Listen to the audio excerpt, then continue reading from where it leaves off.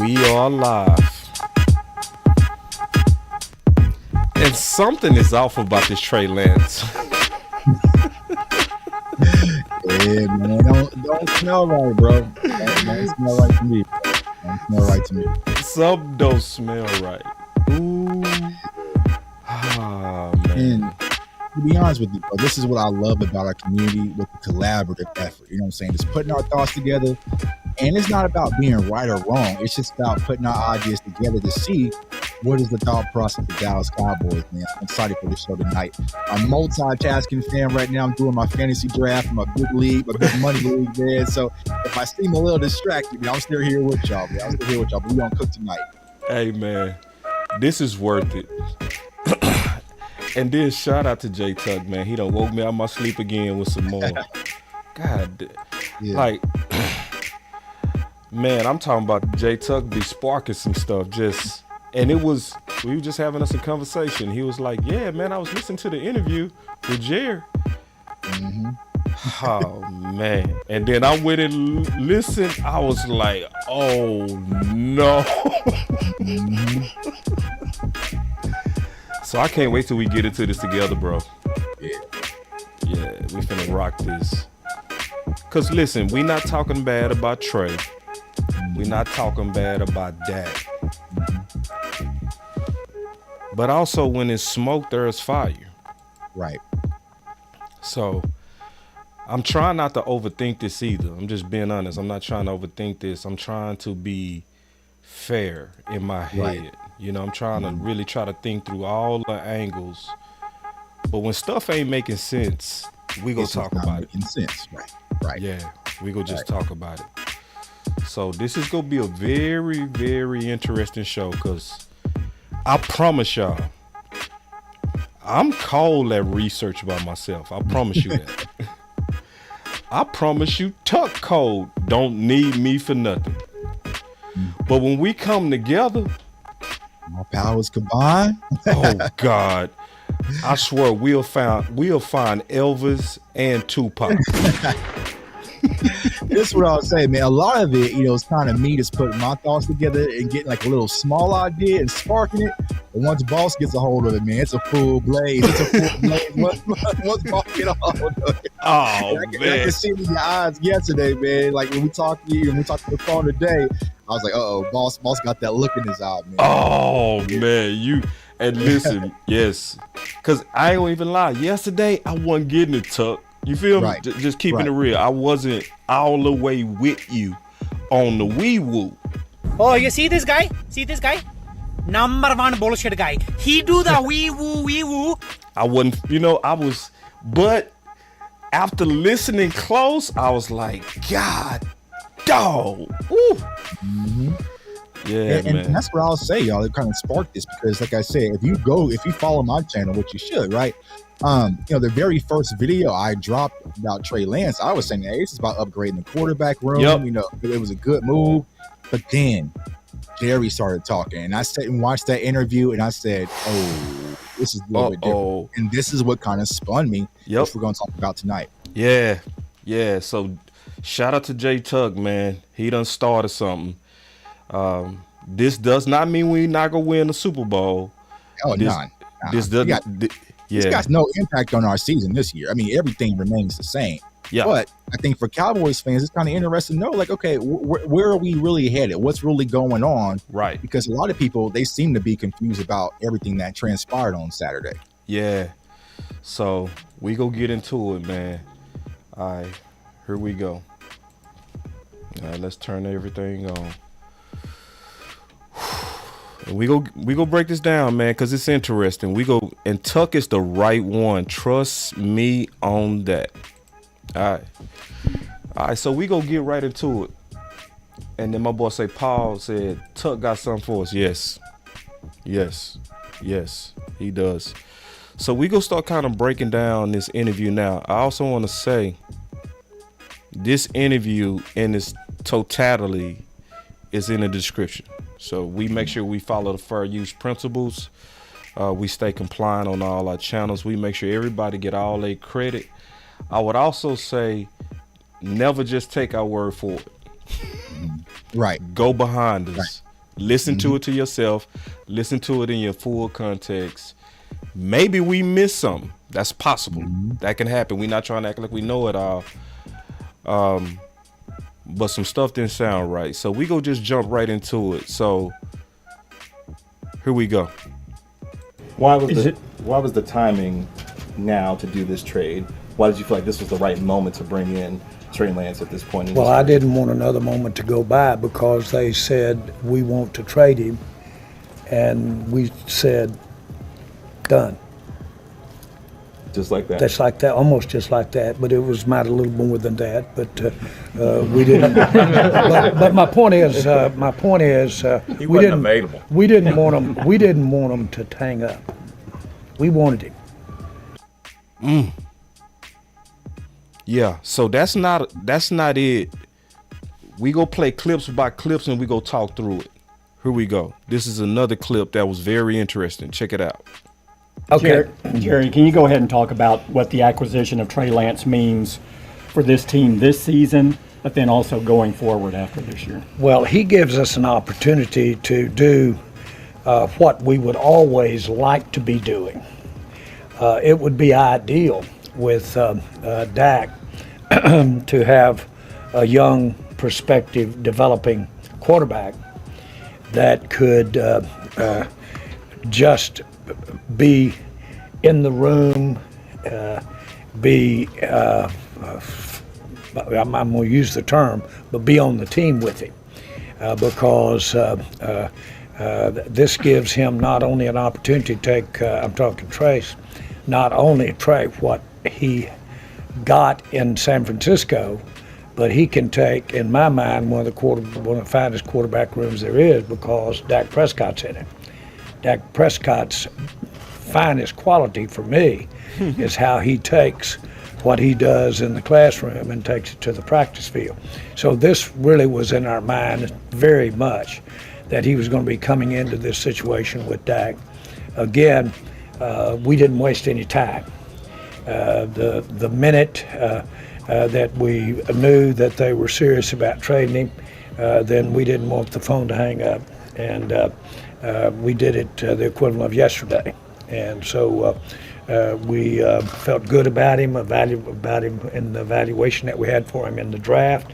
We felt good about what we've seen on tape that he's done since he's been in the NFL. And it was one that we just made the decision almost the minute we heard the name. And let's get him. Go ahead, Tuck.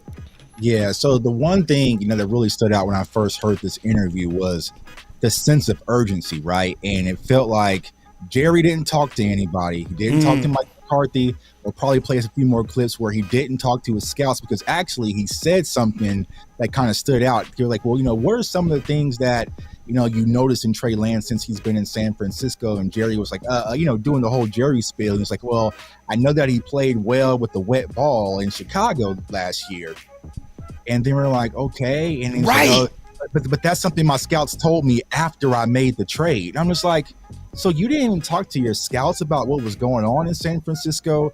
They asked him, did he know, about the situation with Trey Lance? He's like, well, that's not for my scouts to know what's going on in San Francisco. So it really just felt like Jerry Jones, for some reason, right? And what was that reason? Just picked up the phone, called San Fran and said, whatever you take, I'll give it to you. I need this kid. And it was just like, that's what not football. That's not football, because if you are going to make a trade for a 4th round pick, and y'all, we know how protected the Cowboys are with their picks. They love their draft capital, right? For them to give a 4th round pick for a project, they didn't consult the coaching staff. They didn't consult the head coach who's going to have to develop the project. They didn't consult the scouts. They just pulled the trigger. That's where I was like, okay, what is really going on? Because originally, I think it was Clarence Hill or someone may have tweeted that, hey, Jerry didn't speak to anyone. He just pulled the trade. And me, I was like, no, that's cap. You know what I'm saying? That's cap. You know what I'm saying? Whatever. Sound like super cap. Yeah, because it don't make sense. It doesn't make sense. But when I saw the sincerity in Jerry's face and how serious he was with this, I was like, oh, okay. Okay, he meant business. So yeah, and let me play that clip too, bro. Let me play that clip to where what you reference, that he didn't talk to his scouts. Here we go. Talk to your front office, your other front office people, your scouts. What do they say about why it didn't work out for him in San Francisco? Well, they didn't know. You're talking our scouts Yeah. knew why it didn't work out for him? Yeah. They wouldn't know that. Were you Now, surprised that he was on? San Francisco might know that, and their scouts might know it, and to some degree, but ours wouldn't. I thought that John did a great job the other night on their game. I watched their preseason game, and I thought he did a good job talking about just the nature of why they made the decision they made. But this boils down to how we evaluate him in the draft. It boils 2 years ago. 2 years ago. Drafted had 2 years ago, right? 2 years. down to the fact that, frankly, apart from just assessing his physical condition relative to the injuries that he had, that was the first thing that I wanted to make sure we were clear on. But the idea of having what we had seen when he came through the draft and being able to work with it again with our quarterback room was just an opportunity that we have thought about many times, try to get to. See, and don't, you've been thinking about getting a quarterback many times, huh?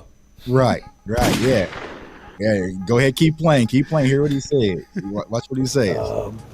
If he had hung around long enough, we might have done this on the Philadelphia quarterback back 2 years ago. Oh, Talk to your front office, God. your other front office people. Damn. We're going to take a pause and talk about it, Tuck. Man. So did this feel like the Cowboys just got a third string quarterback? No. You know what I'm saying? This isn't that type of presser where it's like, we just got a guy like the kid we just traded for, right? What's his name? Noah? You're not gonna hear Jerry come out and speak about we had to go make this trade. Like, it was just, I think Mike McCarthy spoke on it. Jerry didn't even speak on it. So if you're just getting a third string kind of rotational development guy, why are you speaking so strongly about this situation, Jerry Jones? That's what I don't understand. You know what I'm saying? Mm-hmm. He's speaking real strong on Trey, He's speaking bro. super strong about this. Mm-hmm. And then he moved, to your point, totally independent of everybody. All right? I'm going to share that and we going to keep talking because I'm going to play the clips and then me and you go. All right? Because I know me and you can go. Here we go. Jerry, what did you guys give Dak a heads up that this was coming? Did anybody in your organization give Dak a heads up that this was coming down? No. We didn't tell anybody until we did it. Well, let me wait. Jerry, what did you guys give Dak a heads up that this was coming? Did anybody in your organization give Dak a heads up that this was coming down? No. We didn't tell anybody until we did it. Period. There was nobody that knew it. We told Mike after we'd done it. But my point is, we just wanted to get it done. Woo! Told Mike after we done it, we just wanted to get it done. And so for the people watching, I see people in my chat, like, just ask yourself, do we think that replacing Will Grier was that much of a necessity? You know what I'm saying? Will Grier, who we saw play on Saturday, salute to Will Grier. He is now playing for the Cincinnati Bengals. Do y'all think that replacing Will Grier and getting a QB3 was that important where you had to go do it now? Disregard your whole staff, coaches, everybody? How do you, because I was hearing it, but to hear it out of his mouth, you basically skipped Mike McCarthy and your scouts. Right. He basically said the moment we knew he was available, we was like, we have to have him. Right. With no due diligence except, is he healthy? Right. You haven't even looked at him for 2 years. Limited reps, limited exposure from playing in the NFL, right? So what was what was the sense of urgency? Why did you have to just go get him right now? And then that's what I don't understand from the Cowboys standpoint. It's like I need someone to kind of answer that for me. You know, what was the why? Why did you have to go get him? Yeah, especially the weight. Because you know what? The best way to say this, bro, this is almost moving around sneaky. Mm-hmm. You know what I mean? This is moving right. Like, if your lady come in at 4 a.m, the first thing she do is jump in the shower. Right. Right. You might be concerned. Right. She don't say hi, baby. She don't kiss you. She just right. Well, you know, not that same scenario, man. You know, y'all know I love my wife, but I'll put myself out there, right? So one day my wife was like, yeah, I'm going out shopping. I was like, okay, you know, I'm sitting and chilling, you know, go have fun. She went out shopping, right? She comes back, brand new car, brand new, off the lot. Didn't take me to test drive it. She's like, well, I saw it, I wanted it, I bought it. And it was just like, well, damn, like, you know, and I was like, I guess, but you know, that's what it felt like, is that Jerry said, you know what, I saw something I like, I just went out and bought it and got it. Yeah. And I guarantee you, it's not gonna sit in the garage. That's what I'm trying. It's not just gonna sit up in the garage like that. It don't sound like it's gonna sit in the garage, man. It ain't gonna sit in the garage. Yeah, my wife, I drive it everywhere. You know what I'm saying? But yeah, you know. See, now check this out, cause we go play this and we go keep talking. Just we unraveling this a little bit by little bit. But when you break down some of the stuff he was saying, it was like, oh hell no. Sleeping. So check this out. On it, but again, my point is that this, we view it as an opportunity. We view it as an additional part of this team that could pay dividends this year, but certainly when we look to the future, will pay dividends.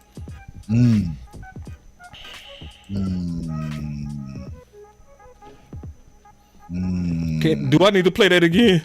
Yeah, run that back. Run that back. My point is that, again, my point is that this, we view it as an opportunity. We view it as an additional part of this team that could pay dividends this year, but certainly when we look to the future, will pay dividends in my mind. Certainly. That's a whole lot of trust for somebody you ain't scouted in 2 years. Right. Mm-hmm. Certainly? What's up with this talk? Yeah. It sounds like, here's what I'm trying to explain to people. This wasn't just no QB3 upgrade acquisition. No. They are plotting. Now, will it work? I don't know. No. Y'all know I love Dak Prescott. He's right here on my screensavers. Y'all love. I'll throw hands over Dak, right? Yeah, and he but for real. We know this team is willing to do negotiations loud, nasty, and public. And I feel like what this is Jerry Jones is trying to get Dak Prescott's attention, right? So he walked in the club with a new girl on his arm, hoping to make this one jealous, hoping to make it cave, right? So it's like, I hope Dak is. Do I think that Trey Lance is better than Dak Prescott? Absolutely not. Y'all know. You know what I'm saying? This is us. You know what I'm saying? We family. Y'all know I'm not that stupid. But I'm talking about from the way this man is talking, he is plotting. And there's another video that you're going to say here in a second where he said the one thing that he liked about Trey Lance was his contract, the terms of his contract, and also there's going to be more money to provide Trey Lance next year. And I was like, why would you do that for a developmental quarterback on a rookie deal? Like, you know what I'm saying? So we're just reading what Jerry's saying. We are just breaking down the interview. This is not Jay Tucker or Boss Cowboy just making up things. We are playing the clips. We are playing the interview and trying to dissect what is he really talking about. And when you break down what he's really talking about, it doesn't sound like just a QB3 acquisition, y'all. Nah, it sounds like he up to something. I mean, when we went and got Jonathan Hankins last year, was he speaking this passionate? I don't even think Jerry Jones spoke like this when he got Cooks and Gilmore. Yeah. Did he say that when we got Gilmore and when we got New England on the line, like I had to get this, and those were needs. Like QB2 was a need. Like, I mean, CB cornerback 2 was a need. Wide receiver 2 was a need. Yeah. You didn't speak this passion about those two. You know, perennial Pro Bowler, All Pro, and Stephon Gilmore. You know what I'm saying? Nope. And you spent more for Trey than you did for those two. Yeah. And see, that's the thing. Right. Yeah. It's the fact that they gave up a fourth round pick. See, you got to think about it. See, not you, but everybody else. A fourth to Dallas is like a first or second. Right. We don't give up assets.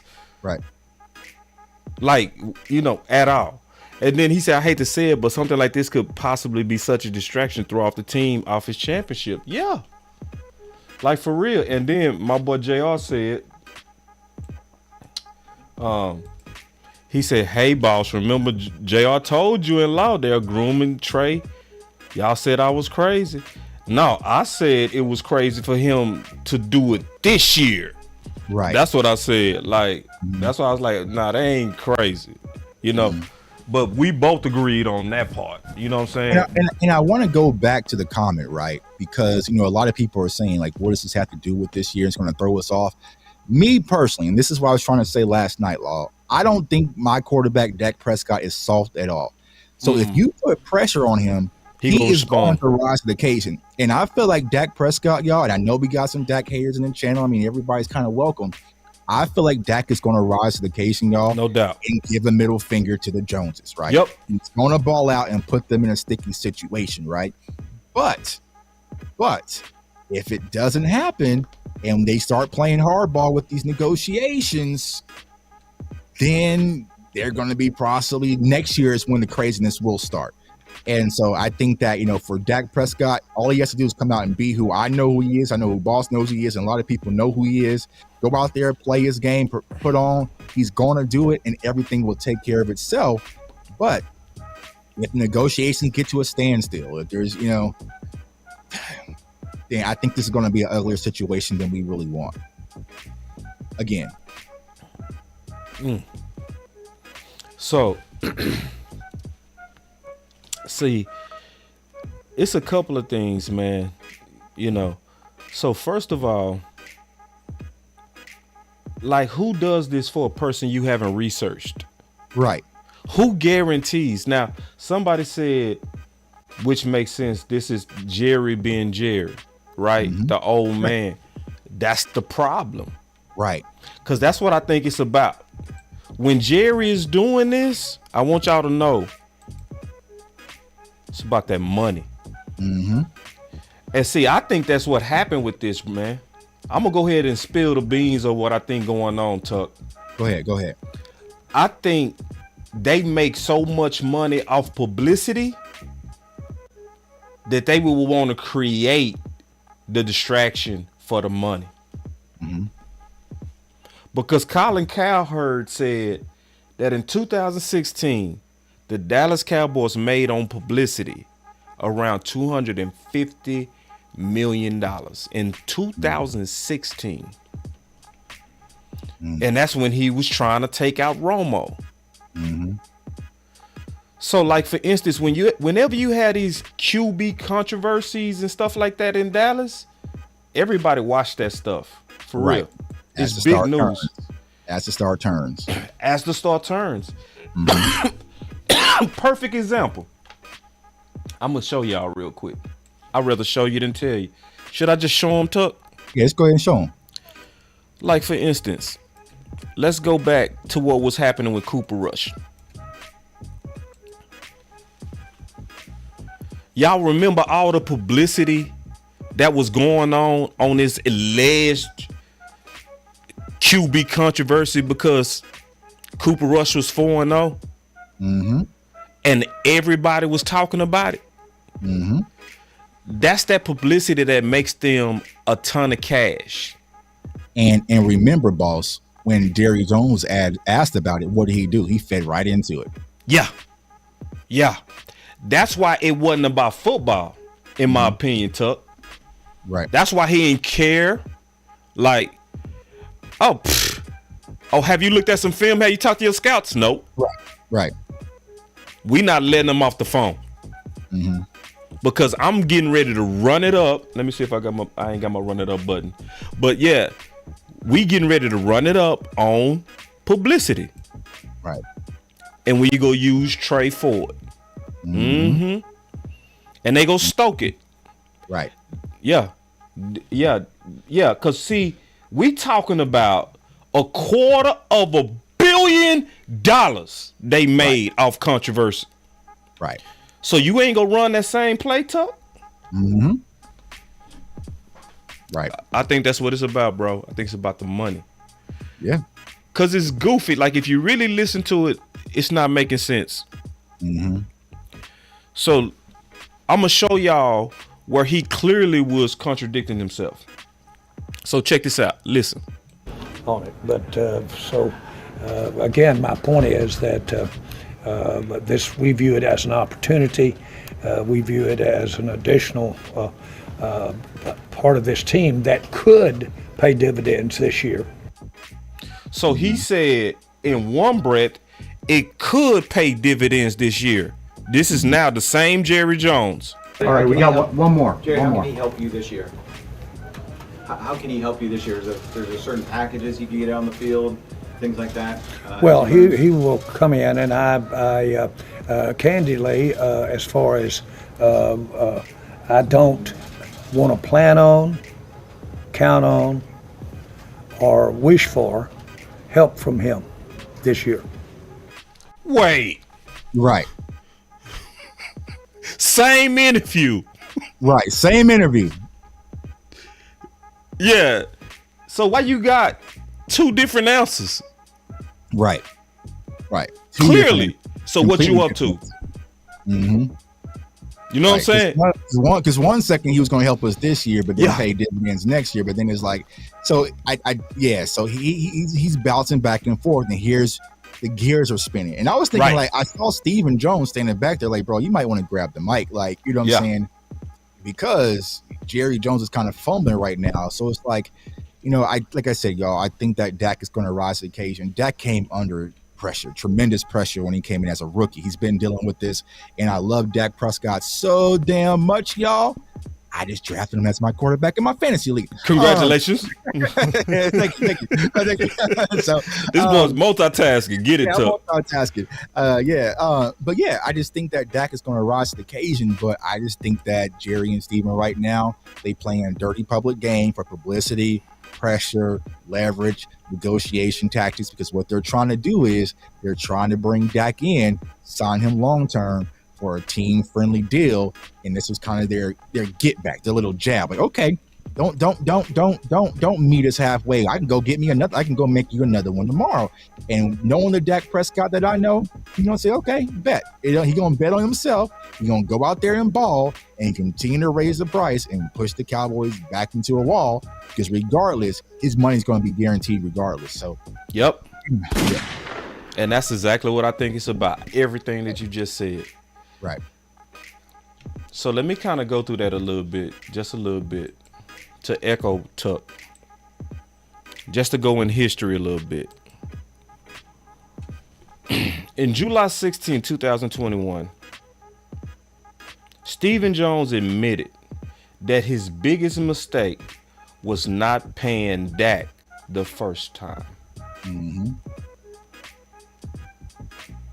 So my question is, if that was your biggest mistake, why are you making the same mistake twice? Mm-hmm. Because I got some theories that's going on too with that, Tuck. Right.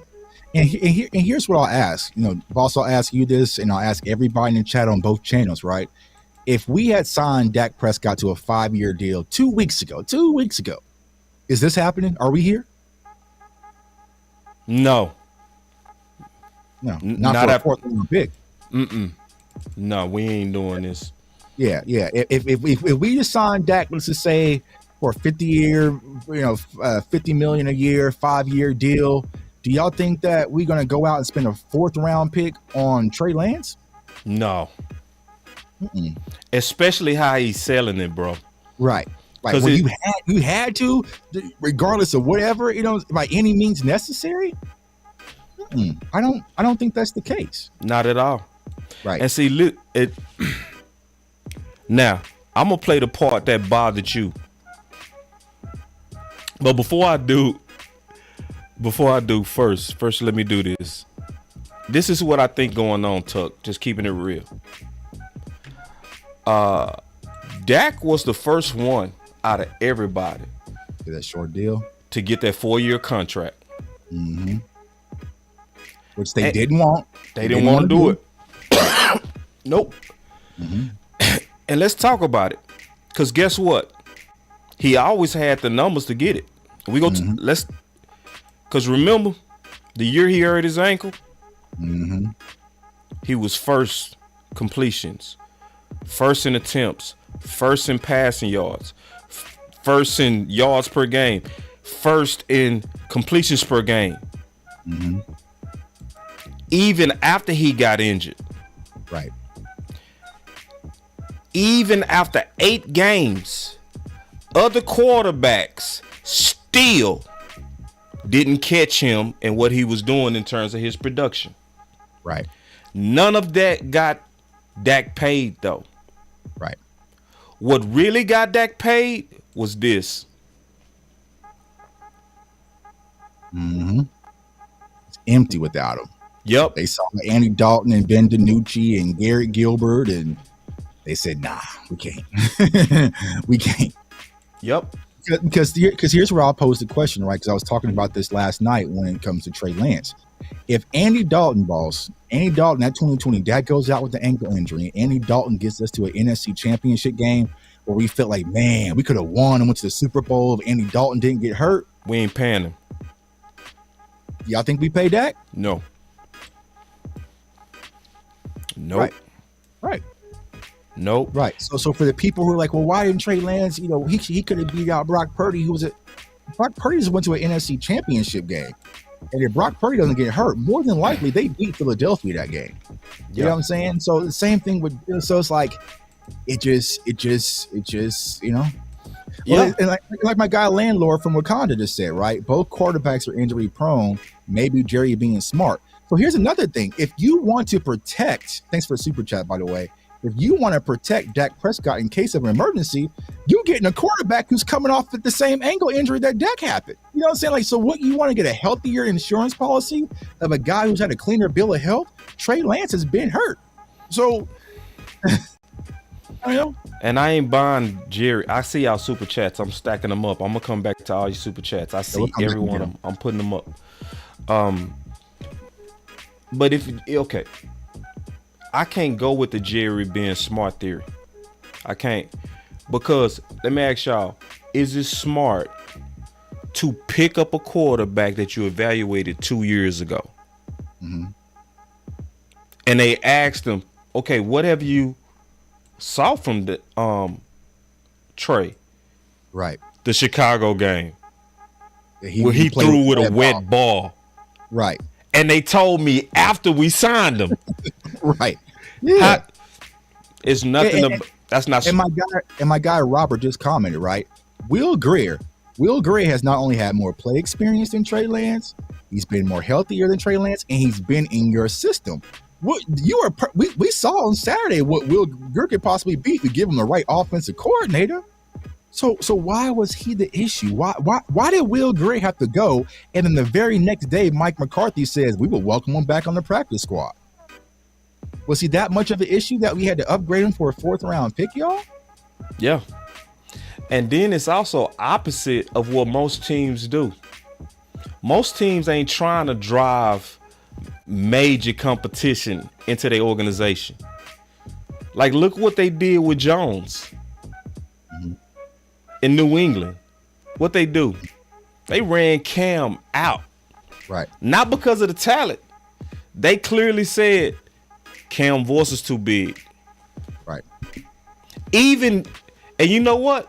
It also happened in our history. I got all y'all super chats. I see them. It also happened. See, Aikman, it was a time Aikman was not playing good. And what was happening, they had Berline here.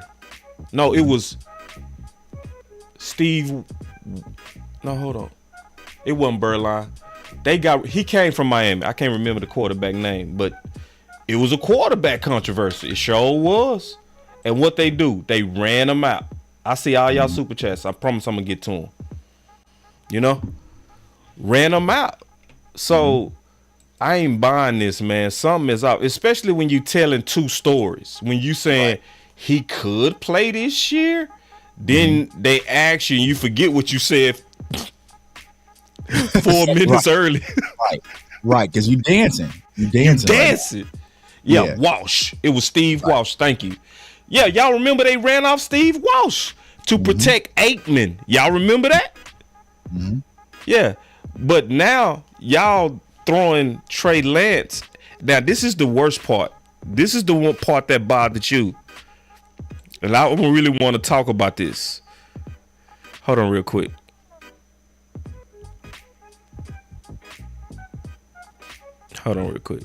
Oh, here we go. Ooh, listen to this. Jerry, I know you can still have a whole season to go. We don't know how much we're going to see of Trey on the field or not, but have you given any thought to the fifth-year option at this point? Hey, T. Hey, bro. You ain't got to announce you leaving, bro. If you go leave, just leave. And you from my hood. I've been peeping how you been acting, homie. Like, you from my hood, and just what Smoke D said, it be the ones from your hood that be the worst ones. You be showing out, homie. If you gotta act like that, just leave, bro. For real. Like, you ain't gotta announce to everybody you out. Just leave. Just because you don't like what we saying, you ain't gotta say nothing. Just deuce. For real. It be the ones from your own hood, man. The crazy thing, bro, it ain't even what we saying. We just bringing out what he's I'm playing what he playing. It's just he don't want to hear it, so he out. Oh, okay, bye. Bro, you can do anytime, bro, without announcing to the world. That's a nuisance, and that's low key hating. And that dude from my own hood doing that BS. It be the ones from your own hood, man. I swear to God, I've been peeping that. It be the ones from your own neighborhood. Right. Yeah. Like showing out. Oh, I'm out. Bye. Okay, deuce, homeboy. But anyway, back to what I was saying. And I see all y'all super chats. Trust me, I'm stacking them. But yeah, now the worst thing was this clip. Let me play this clip. I ain't mean to cut it off for that dude. But check this out. Now, this is crazy to me. Check this out. No. What are you guys going to do there? No. I mean, we're Jerry, I know you can still have a whole season to go. We don't know how much we're going to see of Trey on the field or not, but have you given any thought to the fifth-year option at this point and what are you guys going to do there? No. I mean, we're excited about having him, and we're excited about the terms of his agreement, and we're fully aware of. Excited about the terms of his agreement. Yep. Having him, and we're excited about the terms of his agreement. And we're fully aware that we've got more money to invest in him next year, and more money to invest in him next. So before everyone says I'm out and that we've been conspiracy theorists, I'm gonna sit back. I'm gonna do my fantasy draft. Y'all tell me, what does he mean by more money to invest next year into Trey Lance? And I ain't even finished playing that whole clip. That's just the start. Yeah. What do you run that back, boss? Maybe people man. That's what I'm saying, because they think that we making up stuff. And I'm out. I'm out. This was the 11-minute interview that I sat back and watched, where I was just like, y'all let me know in the chat. Does this make sense? No, it ain't making sense, bro. It ain't making sense. You, cause see, put it all together, and we go play the rest of it. So you ain't scouted him in 2 years, but you're already talking about being ready to pay him. Oh, hell no. How does that make any sense, Tuck? Don't make a lot of sense to me, bro. It don't. Like, why are we even talking about payment for a project QB3 that we just got? Right. Like, that shouldn't be in the top of your mind right now. Right. You know what I'm saying? Like, Are they? I mean, because if we being honest, notice Noah, whatever, who we just traded for, his contract coming up quicker than Trey Lance. You know what I'm saying? So what are we doing here? It doesn't make sense, y'all. And this is what I'm saying. It's like I'm not trying to create controversy or be a conspiracy theorist. It don't make sense. These are and this is the thing, right? Because a lot of people don't know. I have a degree in journalism. I just as a minor, right? Yeah. But like, if you're sitting there interviewing someone, you have to ask that second follow-up question, like, okay, what do you mean by that? Tell me a little bit more, like, but they kind of let Jerry just go. And that's why he gets off on tangents. Like, so when you say, whoa. So when you mean by invest money until next year, Jerry, tell me, what do you mean by that? Right. You know, no follow-up? That would have been my, like, okay. Okay, so Trey Lance has 3 years left on his deal? 2 years, including an extension, right? So you said invest money next year. Like, what do you mean by that? Yeah, bro. Like, yeah, bro. Oh, you see this guy? Number one bullshit guy. He do the wee woo. Yeah, and see B Bird say thanks for this show. I ain't crazy. Hey B Bird, listen. I ain't gonna lie. Hey. At first, I was thinking this is about football, but then Jay Tuck done called me. Say, boss, check out this video. I was like, and see, and this is what I love, y'all, about our YouTube community, because I feel like with Boss, people on the Boss side, y'all know the extensive research that he does over there. People on my side, y'all know the extensive research we do over here, right? So if you go on Twitter right now, Jay Tuck is the craziest Looney Tune in Cowboys Nation right now, because I'm asking questions like, what does Jerry mean by this? And it's just nothing.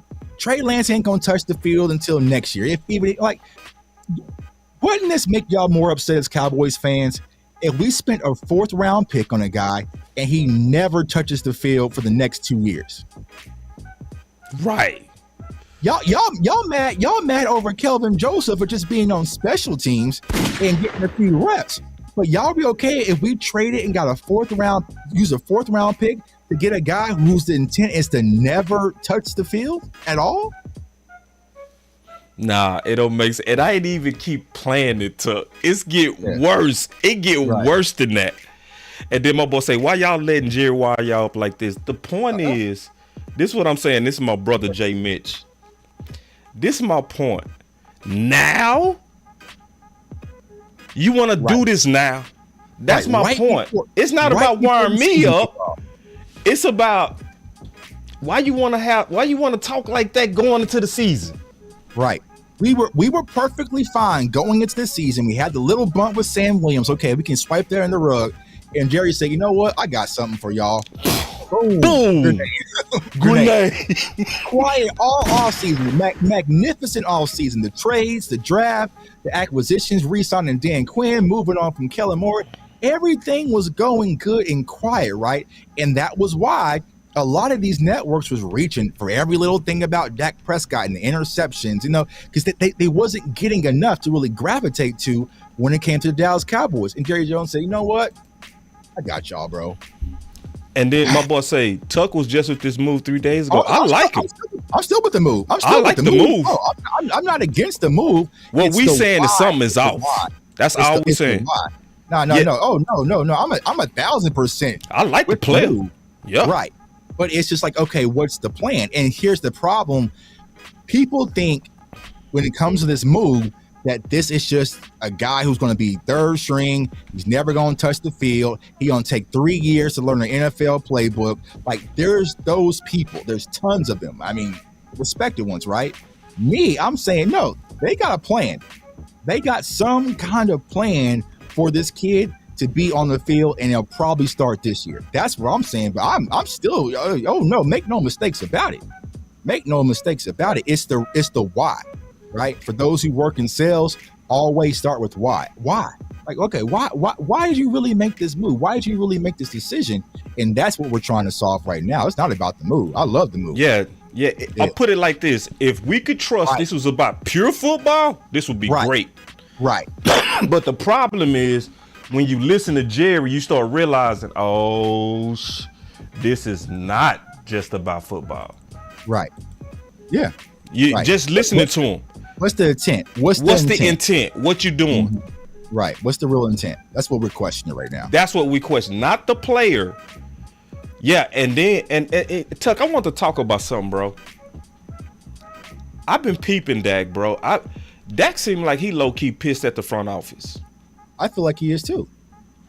You know, the main reason I say that, you remember Dak used to be perfect in his answers back in the day. Mm-hmm. They would say, what's your thoughts on Amari Cooper? What he would say, hey, that's above my pay grade. Right. But see, now, what did they say? What did he say when they asked him about Zach Martin? Pay the man. Right. Mm-hmm. And now he walking around with a Zeke jersey. You know what I mean? Mm-hmm. I'm seeing signals like I think Dak feel like he been disrespected. and you know who is the person to be alongside Dak Prescott with this? Mike McCarthy. Hey, bro, don't worry about it. They did the same mess to me. They did the same mess, bro. You know what I'm saying? They can put that chip in his shoulder, put that battery in Dak's back. You know what I'm saying? Don't even worry about it, bro. We got this. You know what I'm saying? We got this. You know what I'm saying? They was trying to get me out last year. They were sitting here and plotting with Kellen Moore. Don't even worry about it, man. We're going to run this offense. We're going to go through you. We're going to light things up, and we're going to put it back in their face. How do you think Dak feel? Some people, my boy said, what's the point? Okay. How do you think Dak feel about Jerry talking about being excited to pay Trey without even seeing Trey play? Mm-hmm. Right. Just think about that from common sense. Just put your common sense lab hat on. Right. You know what I'm saying? Like, put your comments and just think about it. He over here glowing about paying Trey Lance, and Dak been leading your team for the last 7 years. Right. Mm-hmm. You don't see a problem with that? Starting the season. Right. You want to put that on Dak's head starting the season? We are days away. Now, you could have went and got someone to draft. You could have went and got someone as an undrafted free agent. Hey, the Cowboys loved Max Duggan out of TCU. He was on waivers yesterday. You could have got your project there, kid out of Fort Worth, got your guy, brought him in for free. And then, so why was the urgency there? You know and then Taft said, Jerry, pastor, this is a pastor. I didn't mean to call you by your first name. Pastor Taft said, Jerry, you notice how much he was saying we? Mm-hmm. You notice who was behind him co-signing everything he was saying? Right. That we is Jerry and Steven. That wasn't Jerry up there by himself. Yeah, no. He didn't just pick up the phone and call. Now, Steven's in the video, you'll see Steven back there. You know what I'm saying? He's overseeing it. You know what I'm saying? He overseeing it. We. So hold on. Let's break down who the we is, because he said his coaches wasn't involved, his scouts wasn't involved. Right. So who else? It had to be only two people, Jerry and Steven. He ain't mentioned Will McClay. Nope. He said nobody knew. He said the whole goal was to just keep them on the phone. Right. He said the moment we knew that he was available, we wasn't going to let them off the phone. Right. Mm-hmm. Mm-hmm. Yeah, it's that money, man. Right. And I think see, I want to ask you this too, Tuck, when I was bringing this up, bro. Check this out. I was talking about this because now I'm starting to get into some conspiracy stuff. Hey, y'all need to get them likes up, man. It's over 300 something plus 50 people over here and only 99 likes, man. What in the is going on? Wait. Oh, hell no. Nah, y'all got to get them likes up, bro. That is wrong. You know what I mean? Yeah, get them likes up, man. Tuck is in here cooking. Bruh. You know? Yeah, man. So, but this is what I want. See, because I always said this, Tuck, and I'm just going to open it up to you. I want to get your thoughts on this. Dak was the first one to make them give him a 4-year contract. Mm-hmm. Right? Now, and I always said it made sense because they was able to get over on everybody except Dak. They got over on everybody. But then guess who woke up out the matrix this time? Mm-hmm. And it was probably because of Dak. Mm-hmm. Zach Martin. Right. Mm-hmm. So it makes sense to fight Dak on the business side. You feel me? Right. Because if we can get Dak to bend, we go get everybody else to bend. Mm-hmm. Mm-hmm. And I think that's what's going on. What's your thoughts on that? Yeah, I agree. I think this was, it sounds like a situation, y'all, because if you listen to Steven and Jerry talk, right, they said, listen, we've been trying to get Dak signed since spring. But they've been trying to get this deal done. Because I feel like what they're trying to do, to be honest with you, is free up money so they can go sign CeeDee Lamb, go take care of Terrence Steele, you know what I'm saying, kind of move money that way, right? But for some reason, it's not happening, and it sounds like Todd France and Dak might want to get back to the market. You know what I'm saying? Hold on real quick. Hey, man, kick T out. Yeah, kick him out. Yeah, I'm sick of him. Get him out of here. Shooters, Right. handling him, man. Get him out of here. I'm sick of him. Right. I thought you was gone, bro. Yeah, how you come back and go out again? You know, Yeah. I'm y'all tripping. I'm out. Kick him out. No, we go kick you out this time. For real. Sick of you, bro. For real. Real talk. Shoot him. Yeah, we out of Bang. Bang. Yeah. I'm sick of him, bro. Yeah. See, I tried to be patient with him, but he coming. I'm out. Now you really out. Right. Yeah, I got sick of him anyway. Don't come over here with that. Don't come over here with that, bro. Yeah. My shooters don't miss over here. So. Oh, my shooter's ready. My shooters stay ready. Yeah.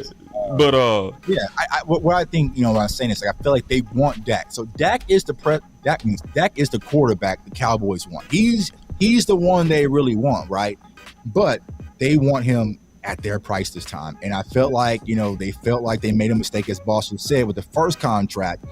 And I just don't see them paying Dak top dollar. Now, if he comes to the table and he wants to work and maybe be, you know, within the top 10, maybe the bottom 8, you know, depending on how things work out, I think they'll make that deal, because I think overall they want Dak Prescott, right? But if he's really trying to reset the market again, I just don't see the Joneses this time folding. And what it was, it sounded like they were having contract negotiation. They're going back and forth with Todd France, and hung up the phone and said, you know what, get me San Fran. Okay, what do y'all need for him? Okay, okay, whatever. A fourth, whatever. Take it. Get it done. Don't get off the phone. Whatever. Get it to me, and I'll just deal with it later. Because I'm tired of dealing with this. And here we are. That's what it seemed like to me too, bro. Right. This is about, and see, this is the other side. Likely, Dak just wanted to be treated fair. Right. Because, see, it's a lot of people that believe Todd France is asking for too much. I don't believe that's the case at all. At all. What I believe, they're trying to do what they did last time. Because remember, I want to just recall people to history real quick. Hold on real quick. I just want to recall people to history. And remember, Steven said it was his mistake. Mm-hmm. Not Todd Francis the first time. Mm-hmm. It was his mistake for running up his own price. Right. But they trying to have that same battle again. Because then just think about it. Let's just go to this. Tuck, you already know I got it, bro. Yeah, there you go. Hey, I want y'all to know that Dak could have easily signed this year and got ahead of Jalen Hurts. Right. I want y'all to know that Dak could have signed this year and got ahead of Lamar. I'm just going to let y'all know Dak could have got ahead of but see, Steven let all of them dudes jump Dak again. Right. Dak is not going to come under them. Right. Especially Herbert and especially Jalen Hurts. What's your thoughts on that, Tuck? Yeah, I agree. So, if you go back to that list, right, he's right now at 40. So on that list, he's kind of in the middle half under, Stafford and also Josh Allen, kind of right there, right? Yeah. So if you're looking, let's say, for instance, this is 2 years down the road. You're looking at $60 million possibly. Yeah. $60 million. If they keep waiting. If you keep waiting, and here's the crazy part, y'all. Dak has the leverage where he can wait because he's going to be due $59 million next year if he does nothing. Right. You know what I'm saying? He's at the situation where it's like, okay, I can sit back and chill. I'm going to get my $59 million next year, right? And then the following year, if y'all don't want to resign me, I'll go somewhere else. And the price market for this quarterback room is going to be upwards towards $60 million for 4 to 5 years. And go there. So this is the leverage game that we're playing. And I think that where the Cowboys probably want them, they would probably do it at 45. Like 45, 46. I think they'll probably do it. Probably you can get it 50. I think they got to go 53, Tuck. I mean, for the Cowboys to be like, okay, that's fair. You know what I'm saying? Yeah. But do you think that they're gonna go 53? I mean, they got to. Right. This is why I say they have to. Right now they do. Right. Yeah, because like when you looking at the quarterback market, it's a trend with it. Every quarterback basically surpasses the next one. I see people in the comments saying Dak ain't deserved it. Y'all still ain't figured it out. It's not about being the best. It's about being next. Right, being next. Because look who's up there, right? Look who's up there. Kyler Murray, right? 46 over Dak. He ain't deserve it. He ain't deserve it. He got it. What Russell Wilson do last year? He ain't deserve it. He got it. What I'm saying? Yeah. Because he was next. Yeah. Right. He was his next. That's the key. It's just be next in line. Did Justin Herbert deserve it, Tuck? Nope, not at all. Justin Herbert got it. He got it. He was next in line. He was next. So what Dak is thinking is like, hey, I just want to be next in line. You know what I'm saying? I just want to be next in line. And by the time it's my turn in 2 years, he has 60. And let me explain, because some people might not understand why. See, because we all got to know that agents recruit new talent based on being able to have a headline. Record breaking. So agents are always pushing to be even $1 better than the next guy. Because if you got scans on the wall, I got Dak paid, highest paid right here when you come in my office, right? Then right next to him, Matt Ryan. Then I want another guy. All of them having record breaking. So when you sit down and talk to me and I'm your agent, I want my skins. And I want you to know I'm here to get you this, you know? Right. So that's what drives the market up. Is agents always trying to surpass the previous best. Did you have something on that? Right. Yeah, that's exactly what it is, because that's your skin. That's your plaque on the wall, right? Why you should be with me is because I got the highest paid quarterback. I got the highest paid, like Micah Parsons' agent, right? Dave Mujeda, like he focuses on the defensive side of the ball. Highest paid linebackers, highest paid. That's why you should work with me. So, you know, I don't know, y'all. I really don't know. They driving up their own price. And then the crazy thing about it is they spend more to get you to be cheaper. Right. It's because they're more about winning the deal. Yeah, that's their game, is winning the deal. They feel like I won. Trayvon Diggs, they walked out. Yeah, you got it. Good job. Good job. Ooh, They probably went and got the best bottles and champagne, and good job. Zach Martin, he held out a little bit, but he wasn't the highest paid guard. Yeah, good job on that one. Good holdout. You know, you had me scared, but you did a great job there. That's how they win. That's the game. That's the negotiations. We're dealing with billionaires, right? But you know, we'll see. Like I said, I really hope this all could have just been resolved. You know what I'm saying? It all could have been resolved. They should have paid him this year. Should have paid that before Hurts. Because that's what I was saying. I was like, bro, we could. Here's what people don't understand. Y'all think we got nasty in all season like we did this year? We could have got really nasty if they would have just extended Dak Prescott this year. Ooh. And that's what I was saying. You could have went and got CD. What you mean by nasty? You got to explain nasty. I mean, you could have signed CD. You could have got CD taken care of. You could have got Terrence Steele taken care of. You could have used that 4th round pick and maybe packaged that and got you another defensive weapon. Like, you could have really got nasty if you were to spread that money out and sign Dak Prescott to his extension this year. But the longer you wait, the uglier the game gets. So we'll see. Yep. Real quick, man, I got a mountain of super chats. I got to catch these things up, bro. You got something too? Yeah, I'll let you go first, bro. All right, here we go. Let me catch up these super chats, man. There's a lot of them in here. If you don't mind, Tuck, you good on time? Yeah, we good. I'm still drafting, man. Okay, all right, man. We chilling. All right, B-Bird, he said, I predict that if we don't go to the Super Bowl, they will hardball him during negotiations. Yup. And Dak will ask for a trade.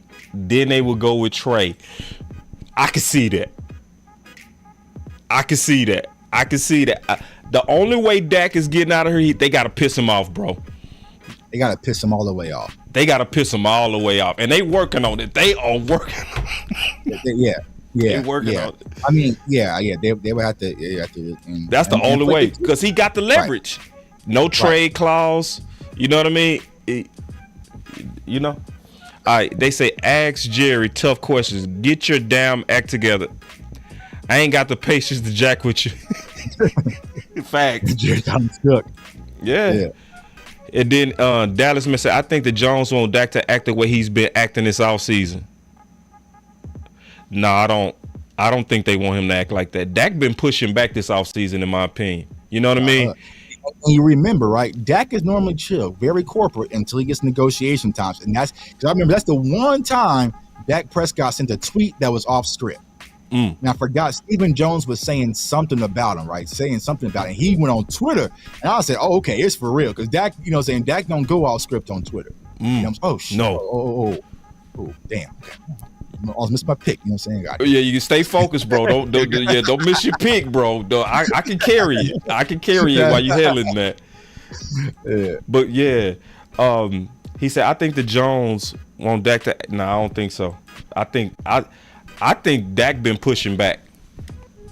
And I think it's good that he doing. He said he acquired Trey like he did T.O. No head coach involved. Yep. And then B-Bird say, thanks for the show. I ain't crazy. Nah, you not. You not crazy. I'm not crazy. And this is why, like I said, once again, I love our community because it's independent thought, man. Y'all ain't got to think like group think. You know what I'm saying? So think for yourself. Put your idea, think for yourself. If y'all think we're wrong, go double check the work. We just showing our evidence, what we going off of. This is no. He posted a link. Go watch it for yourself and say, okay, we the whole link. Cut it and make it anyway. You know what I'm saying? So, and we ain't even finished. We got a little bit more. Right. That's worse. It get worse. Yeah, let's get worse. Tuck, congrats on over 1,000 new subs. You're on the way to 10,000. Appreciate you, Sadika. We're trying to get that close 10,000. to 10,000. We are pushing. We are almost there. Like I said, when we get there, y'all got before next Thursday's for the opening kickoff of the season to go to the Cowboys game with me. I'm gonna pick 2 people. I always thought we all knew Jerry was lying. Seriously, yeah. I mean, Jerry just be talking sometimes, but sometimes it's true. Dak will get paid. I'm not worried. Yeah. I mean, I hope. Yeah, I'm almost certain Dak go get paid, but they gonna make him messy before he get paid. Right. Which they always do. They like they to make always it messy, do. I don't understand, but that's just what they're doing. They're just making it messy. I kind of get it, honestly, because from a business standpoint, the more they put, it's like the Kardashians. The more you put your personal business in the street, the more you make. So most of us wouldn't put our privacy with cameras on us, but for the right price, right, right, you can see everything I'm going through. Right. So the whole show, right? Yeah. We talking about them boys made $250 million according to Colin off Dak, and that's just 2016. That means if you can give me 4 years of publicity like 2000, you made $1 billion off one person. That's also why Dak ain't going nowhere too, y'all. Right. They gonna pay Dak. They gonna pay Dak. Yeah. Because if you look at it from business, he generate too much money to let him go. Then we got us another super chat. I got about 6 more to go. He said, I'm sorry, but this keeps being brought up about my QB and about his interceptions. Why don't y'all talk about the best QBs in the NFL, Patrick Mahomes and his interceptions? Dak had 15 and Pat Mahomes had 12. They not going to do that, Curtis. See, you talking logical. You can't talk logical to illogical people. Right. They're not going to talk about Joe Burrows. They're not going to talk about staffers. They're not going to talk about anybody except Dak Prescott. That's it. They're not going to talk about Peyton Manning. You know, none of the people had Romo. A lot of people that had way more career interceptions. They just go talk about 1 year. And we can do this every year. What was the complaint year one about Dak, Tuck? Right. He Dink and Dak, right? Dink he and didn't take enough. Right. Yeah. So when he was winning and he had good stats, it was Dink and Dunk. It's just Dink and Dunk. What was year two? Right. It was year two was, so that was the year he can't lead a team, or he needs weapons. So, you know what I'm saying? Like, it's gonna always be something. And then when he took off and he had a bunch of stats, then it turned to it's garbage yards. It is. Listen, they go move the goalposts. Don't matter what. This is the only thing that's gonna shut people up. That gotta be number one in yards, number one in touchdowns, MVP, win a Super Bowl. Right. And not win the Super Bowl. He has to win the Super Bowl MVP. But the defense carried him. Yeah. That was Mike. Yeah. That was Micah. That was the defense. You know what I'm saying? Like, so that. Yeah, y'all can ignore all that stuff. Like I said, this is really just trying to find out what's the why and what's the intent. I would say ignore them, Curtis. Real talk. Then he said, B. Bird said, Jerry's a narcissist. He got in his feelings hurt during negotiations. This is not a football move. It's personal. Right. That's why we started off with, like, bro, like, who gets on the phone like, hey, I ain't watched no film in him in 2 years. Right. But get it done. Just get it done, no matter what. What? That's emotion. That's emotion. B-Bird, that's the golden post right there. That's exactly what it was. He got his feelings hurt during negotiations. Todd France said something he didn't want to hear. He got emotional, picked up the phone and said, whatever, I'll show them. That's what it smelled like to me, Tuck. Right. Yeah. Yeah. Because, like, that's exactly what it smelled like. Here's the crazy part, bro. They didn't even let. So if you sat back, you could have sat back and analyzed and scouted Will Grier on Saturday, and like he didn't even get his third game. Like he didn't let him get his third game yet. Yeah. You know. Yeah. You know. And so, yeah. Anyway, then Lisa said Dak will get paid. Watch, I agree, because he gonna win. he gonna shut him up again. Right. And then Common Sense said this smells 2020-ish. But I think y'all points become more valid if Lance beat out Rush. We gonna talk about that. We gonna definitely talk about that Rush, because we gotta talk about that Rush. One-handed bandit said Jerry and Steven, they know they messed up again. Yeah, so that's all the super chats, man. I appreciate y'all. Now I can see some new ones if y'all put some in. I can see again. Don't forget that Jones made it ugly with Emmett. They make it ugly with everybody. That's what I'm saying. They do it ugly. Yeah. And make sure y'all get them likes up, man, because this is the thing. I wasn't looking to talk about this. Tuck and I know what y'all want to hear. You know what y'all want to hear right now? We them boys. They want to hear. We them boys. That's what they want to hear right now. They want to hear 17-0 on the way to Super Bowl. We can't be beat. We smoking on Giants packs. Like, that's what they want to hear. You know what I'm saying? One more time, bro. That button one more time, bro. We them boys. That's what they want to hear, bro. That is what they want. I mean, people on Twitter, why are you still talking about Trey Lance? Move on to something now. I'm like, we just got him. Like, today's his first day of practice. Okay, man, just talk about something. I get it. Right? I get it. I get it. But I did not do this. Yeah. Boss Cowboy did not do this. We picked up the phone and said, let me get the deal done. It don't matter what. I didn't do this. No, we didn't. We cover the Dallas Cowboys. And Jerry Jones, he threw a media grenade right before the season start, and here we go. And here we go. And we just being loyal to tell you. That's all we doing. We been, cause see, like, never forget. Tuck, we need to play that video, bro, when we was warning about Kellen Moore before game one. See, y'all gotta remember this. It's something about before game one, me and Tuck always almost come together like prophets every year. Right. Every year Tuck will be like, boss. And I'd be like, hold on, what's going on, bro? Yep. One more time. There That you go. button one more time, bro. Hold on. We them boys. They don't want to hear anything else put out. You know what I'm saying? Like, hey, over here, 17-0, can't be beat, 8,000 yards. You know what I'm saying? I'm saying all of y'all. You know, some of y'all come to us for the real because y'all know. But it's just like, bro, on Twitter, talk about something else. I'm so tired of hearing about Trey. They act like I'm talking about Trey Lance like he played for the 49ers. Like he's on our team. You know what I'm saying? Like, and then I started talking about Isaiah Lamb. They're like, well, get over that too. I'm like, okay. God, okay. He gone. Just got cut. We got to get over it now? He's gone. Get over it. Get to the season. Okay. My bad. My bad. Yeah. Yeah. And listen, we just doing our new media job. We doing our job. That's what's going on. And see, people, hold on. We got 400 people, only 228 likes. Mm-hmm. I don't know nobody else that's talking about this, Tuck. Do you? Mm-hmm. I don't know anybody else going in depth with this. Right. So, listen, y'all. That's the thing. It's like we don't just turn a blind eye. Just you know what I'm saying? Like, and that's the thing. And this is what I respect and I love about Boss. He's not afraid. I'm not afraid to talk about things that are uncomfortable. No. You know what I'm saying? It's uncomfortable. It is. You know what I'm saying? Like, it hurts. It's uncomfortable. It does. Like, you know what I'm saying?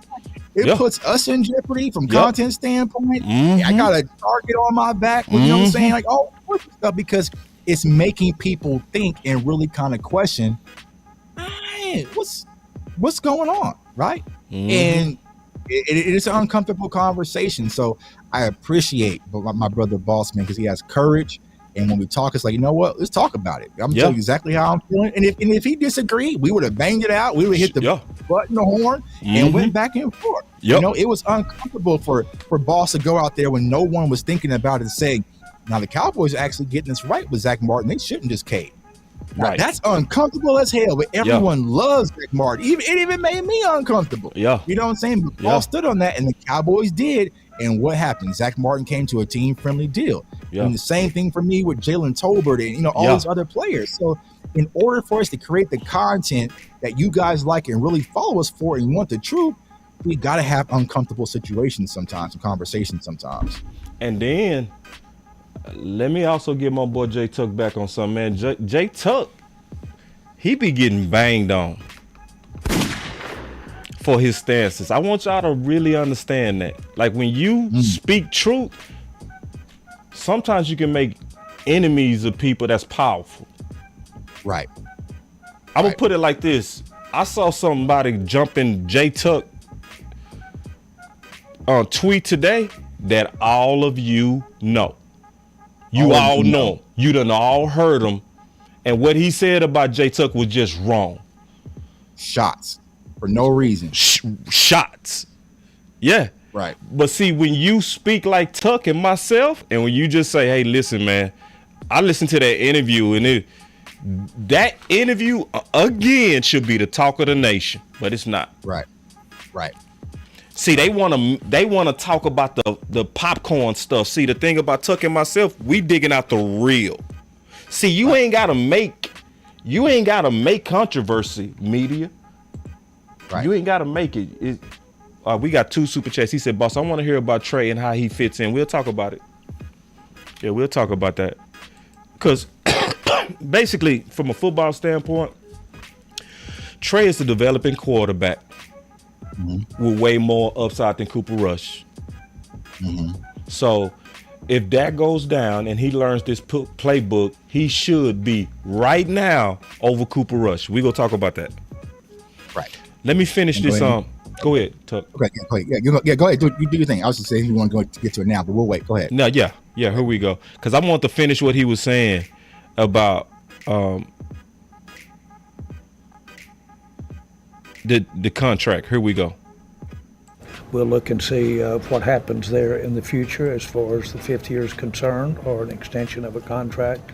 We hope it gets to that. Hope his evolving is at that level, and feel very good that it can be. But make no mistake about it, you sit around with your hand in your pocket and think about an opportunity or a situation like this, and it'll be gone. Listen again to what he said. invest in him next year, and we're fully aware that we've got more money to invest in him next year, and we'll look and see what happens there in the future as far as the 5th year is concerned, or an extension of a contract. Extension of a contract? You talking about wait. You talking about extending Trey Lance? Right. And Dak is waiting on an extension? Right. What? Wait. Right. Oh, hell no. Bruh. Right. Right. Tuck, what's up with that? Now here's what I'm gonna tell Cowboys Nation. Put yourself in Dak's shoes, right? You've been working for your company for 8 years, putting in work, right? And all of a sudden they hire some little young intern or whatever out of college, right? And then all of a sudden, you've been trying to ask for a raise, but then you hear, you know what I'm saying, in the cafeteria that this person who just got here, they already talking about giving them a raise and promotion. Bruh. You know what I'm saying? You're like, oh, not with my money. You know what I'm saying? Not with my money. So it's like, Bruh. You shouldn't even be having this conversation with Trey Lance. You shouldn't even think. You should have said, hey, listen, we wanted to improve our quarterback room. We felt like he can help us in a few different areas, so we decided to make it a move. That's it. That's nothing more to it. No more further questions. Dak is our quarterback. Yeah. Period. Yeah, that's man. it. That's it. That's how you handle it, sign, so deliver, and you move on. That right there let me know that was a shot at Dak, bro. Right. That was a shot at Dak. Cause see, none of this stuff is logical. Right. You know what I'm saying? Right. Yeah, and my boy the Shannon with another super chat said, Boss Jerry is cold. No, this is cold. This is cold-blooded. Cold-blooded. Mm-hmm. I want to talk about if you don't mind, Tuck. Yeah, go ahead. I want to talk about some stuff that got hot today. Well, not hot. It was just a good conversation. Mm-hmm. And this jumped off some stuff a little bit. I said, let's be real. When should Trey Lance be named the number 2 in front of Cooper Rush? I say 5 weeks is enough time for a QB to be comfortable enough to play in a new offense. Mm-hmm. So first, what's your thoughts on that? Because I'm with you, boss. I feel like that Rams game is, so it's kind of like week 6, I think, week 5, week 6. The Rams, that's when you'll probably see it elevated. But here's what people have to understand, right? At the NFL level, hell, any level, college, also, high school, you do not have to know the full playbook as a backup quarterback. All Trey Lance needs to learn is the plays that's going to be designed for him. Cooper Rush did not have the keys to the full playbook that Dak Prescott had last year, but they knew how to cut things out and make it efficient for Cooper Rush last year. Right. It's the same thing for Trey Lance. So if the playbook is 400 pages, there might be 80 pages in there that Trey Lance needs to learn before he's ready. People think that he has to learn, and he got to sit and take a whole year. Now, one, he already comes from a West Coast system, also in San Fran and also in college as well. So it's like, it's not going to take him a whole year to sit back and learn. Like, I don't know who people think this kid is. Like, this kid had extremely high IQ coming out of college. That was the one thing. Like, he stays in the lab. They said he is a study film rat. That's who he was. That's who he is. So I don't know this whole idea is where, like, does he have some things to work on? Yeah, absolutely. But there are definitely some things in the playbook that Trey Lance can easily translate, and he'll probably have it done probably by end of next week or so. Yeah. If So- I heard Brian Broaddus right, I think they said he was running 2-minute offense today. If I heard, this morning, Brian Broaddus went out to the practice. He said when he was out there, he saw Trey running the 2-minute offense today. Me, bro. Yeah, 2-minute offense already. That man just got his helmet yesterday. yeah. So like, I think this was a perfect. Go ahead. And so people say, well, where's he gonna get the reps from, Tuck? Well, sometimes when he's going to be on scout team, with the scout team quarterback, he's going to be running similar plays that's in our playbook. It might be a different formation of it, but he's going to be running similar plays, working on his language, working on his cadence as he's working on scout team. That's where he's going to get his reps from. And he going against the number one defense in the league. Yeah, exactly. When he is on scout team, who was he going to be on scout team against? Diggs. The best defense. Diggs, Micah. You know what I'm saying? Gilmore. All of them out there. Yeah. Gilmore. Right. So that's where the reps are going to come from. And you say, look, man, he was on scout team looking good, because I did a Twitter space the other day with Dez. Look at my guy Dez, even though he cheated me in Madden, right? He said in 2016, when Dak was the 4th-string quarterback, Dak was just doing different things when he was on scout team. Like it just felt different. Where it's like, okay, man, this little dude can use his legs. Like he's kind of strong. Like he's taking command. Like you know what I'm saying? So it just kind of felt different. Trey is going to have that same opportunity just by being. So you're going to naturally get reps from there, and then that's where they're going to be able to analyze. But this whole idea of like, hey, this kid doesn't know anything. He ain't never played football in a day in his life. That was the lazy narrative that I was trying to poke holes in, and why I did the film session that I did the other day, because like that's not the case. No. Does he have a lot of growing to do and a lot to learn? Yeah, absolutely. So does Anthony Richardson. So does CJ Stroud and Bryce Young, and the list goes on and on.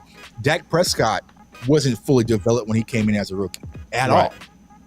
But they came in, simplified the offense, gave him a running game, put him behind a great offensive line, and just got open windows where he can make simple throws and keep things in the rhythm. That can drop back and throw 40 times a game. And I want to say something too, bro, that I wholeheartedly believe too, because some good thoughts spun out of that tweet. Martin Talk Cowboy said, which I felt like was one of the best tweets all day. He said Rush got manufactured to be more than he is by the media and Dak haters. I take Lance ASAP at QB2, and I agree. He said that talent just doesn't disappear. When you're not wanted at the very beginning, that's a recipe for disaster. He talking about Dak. Now we 2 QB room in the league, or the top 2 QB room in the league, at the cost of a 4th round pick. Right. So when people talk about quarterbacks, this is how they look at quarterbacks. He won games. He won us 4 games. Mm-hmm. Did he? Really? Did it, Tuck? And he didn't throw any interceptions until we got to Philly. But I remember sitting out there at AT&T Stadium at noon. And y'all know I hate noon games versus Cincinnati Bengals. The Bengals had multiple interceptions they could have secured. They just dropped them. They dropped 4. Dropped 4 interceptions. Yeah. 4 interceptions. 4. Yeah. Dropped them. Right. Yeah. 2 of them would have been for touchdowns. Now check this out. This is the guy that y'all protecting it. I want y'all to know. When you go look at Cooper Rush and really look at the offense under him, right? It was 23rd in points, 27th in total yards, 27th in passing yards, 29th in third down. That's the one y'all saying, no, don't start Trey Lance. Right. Let Cooper Rush cook. Right. Because they thinking like this, Tuck. That's all they see. Won games. You got to go really dig into what did he really do. Right. And you know I got it. Right. They gonna be mad at this.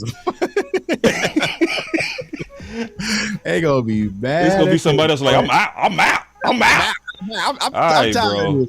I'm tired of this. I'm out. So y'all protecting this? This is what y'all saying. Y'all want to start over Trey? The best thing I like about Cooper Rush is his passing rating. That's the best thing. It was clean when we was running the ball. Keep going up. Keep going up. But when they start throwing, go up a little higher. Yeah, no, right no, there. No, go up a little higher. Oh. Hell yeah. Oh, when he was Yeah. asked to throw. Yeah. Because this is the only game he was actually asked to throw. Like when you got into the thick of things and you had to put up 38 attempts and really go against Philly and go against some dogs and really beat a team with, because it was cute versus Washington, right? And he only threw 16 passes. I'm looking versus the Rams. He only threw for 100 yards, 0 touchdowns, 0 interceptions, so 3 times. So it was real cute then. But when you had to go against some killers in Philadelphia, that glass slipper fell off. So, ooh, that boy said glass slipper. Boy, that's dirty. And Cooper, and what did Cooper Rush do right after that Philly game? He handed them keys right back to Dak. He said, "You take this, bro. I didn't did." Hey, real talk. Hey, say, and let me tell you what I think was another tweet that was fired. I want to talk to you about it. From Wedge Buster. Ooh, Wedge Buster came up with a good one today. Yeah. He said, "I think you hold firm and try to sell Rush off at the trade deadline." I agree. What's your thoughts on that? Hold on, I got a super chat. He said Cooper Rush drove the school bus in 35 miles per hour zone, right lane. That boy, cruise control. Hey, we ain't going no fast. We're gonna go right here, and it's hope we get a block punt, a block field goal, and change the game. But when it comes to Cooper Rush, people got to understand, Cooper Rush was a free agent this year. He came right on back. There wasn't no market. There's more of a market. Y'all see how quick Will Grier got scooped up? Cooper Rush didn't get scooped up like that. Yeah. No, go ahead. You cooking. Yeah. Cooper Rush didn't get scooped up after that 4-0 start. There wasn't teams lined up on the block like that. No. He came right on back to Dallas because there was no offers. Cooper Rush had 0 offers as a free agent when he hit the market. Will Grier got scooped up hella quick. After what he did on Saturday night, Will Grier got scooped up by another team. After what Cooper Rush did for 5 games, he came on right back. Claim. Oh, man, that was perfect. Dracarys.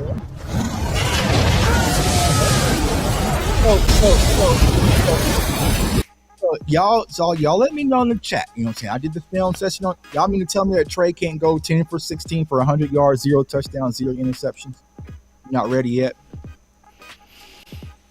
My boy said, so you guys saying that Trey Lance would have a higher percentage against the Eagles? Yes. We don't. I feel like we'd have won that game with Trey Lance. Yeah. Cause see, my thing is this: is Trey Lance Dak? No. Right.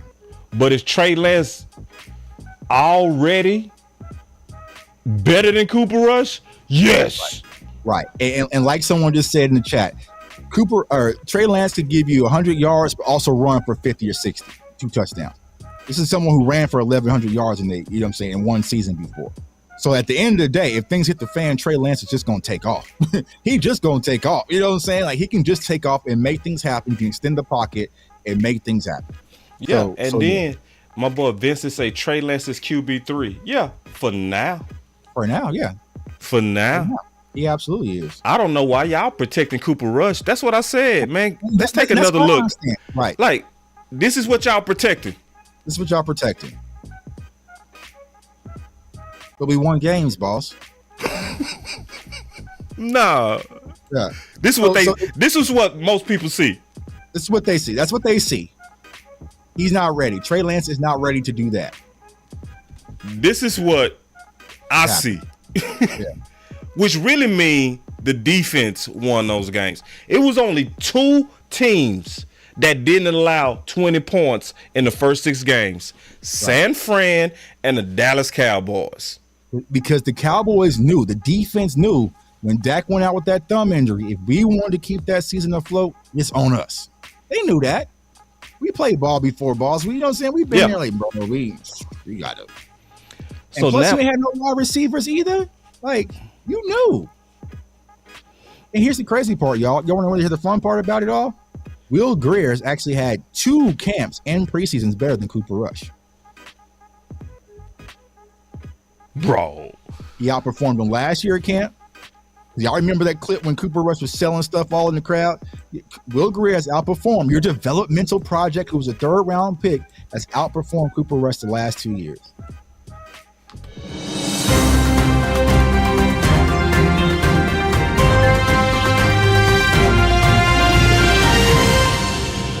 Breaking news, we are getting burned alive on the likes. We are getting burned alive, where we have over 435 people with only 268 likes.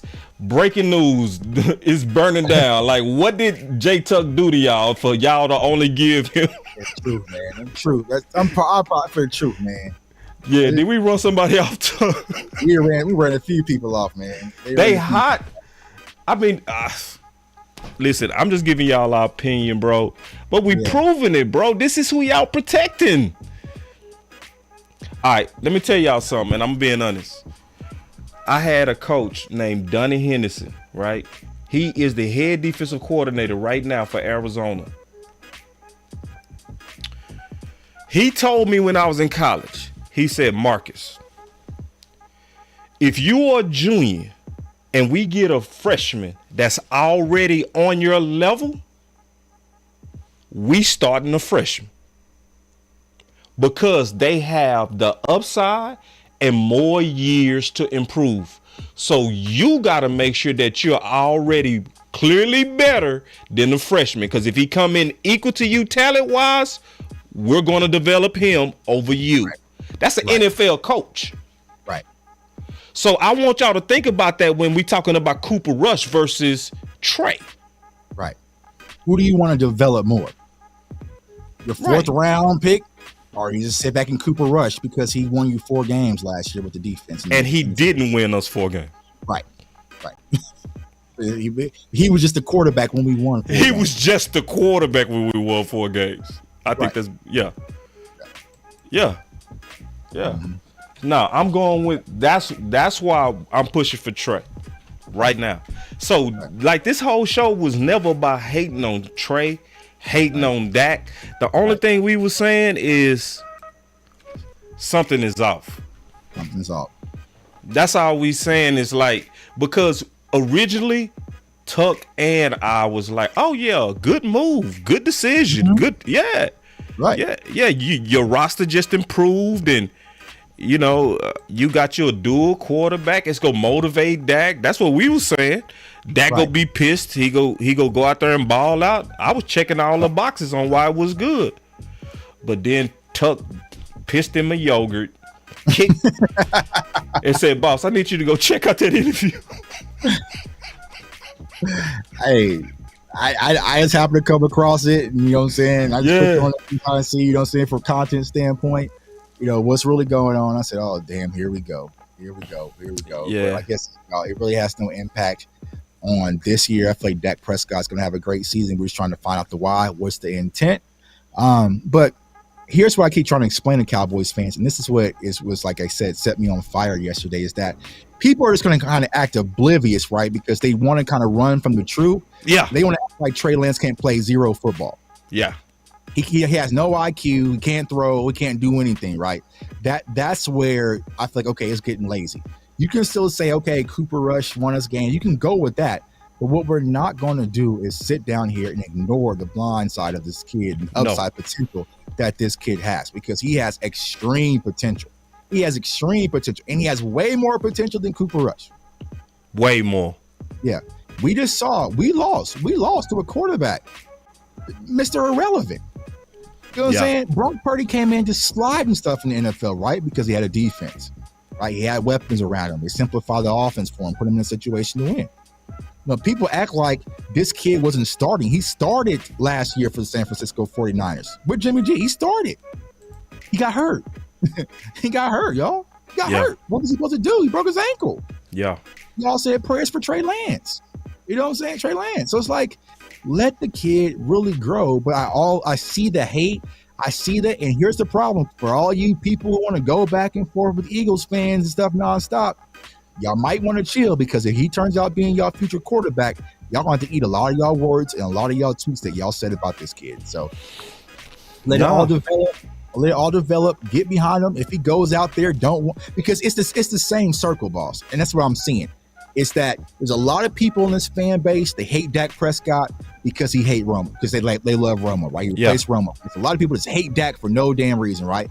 I'm already seeing, because the thought that Trey Lance might be Dak's replacement is just the instant hate. Yeah, he's trash. He's horrible. No way. He can't win no games, right? You're already starting in the cycle.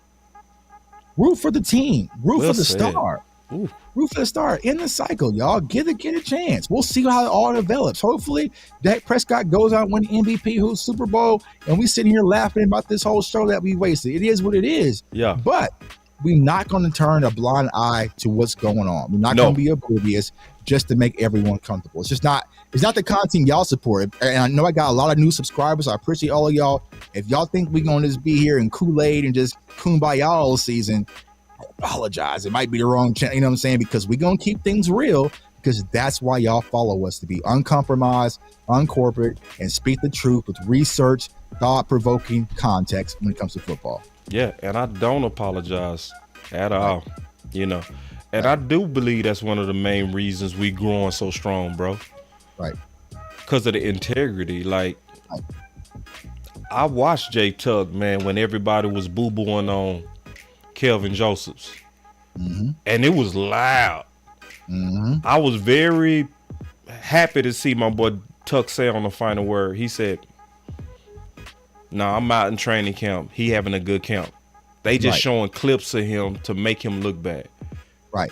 And here's the thing, y'all know where I stand with Kelvin Joseph. Like, me and Kelvin Joseph, now that he's gone, I'll let y'all know, me and Kelvin Joseph had beef behind the scene, like series, like, barking back and forth, right? But right is right, wrong is wrong, right? So when I see people deliberately just bashing the player or spreading this narrative, and I'm just like, no, that's not the case. Mm-mm. Yeah, he got beat by CD in one-on-one, but there's no safety help. This is just a drill, right? But when he's been playing inside, he's been looking better. He's had his best camp since he's been a Dallas Cowboy. And what did Mike McCarthy come out and say yesterday? I feel like he had one of his best camps playing inside. He looked more comfortable. We're not going to sugarcoat and lie to y'all. And that's what we're here for. And I feel like that's the responsibility with the platforms that, Boss and, numerous others have built. I'm not going to, if Trey Lance was purely garbage, bro, y'all know I would tell y'all. Yeah. I would smash that button and be like, all right, you know what I'm saying? This is womp womp, you know what I'm saying? Why do we do it? Y'all know we keep it real. But what I'm trying to tell y'all, I trust my eyes, I trust my research, And I'm going to say this.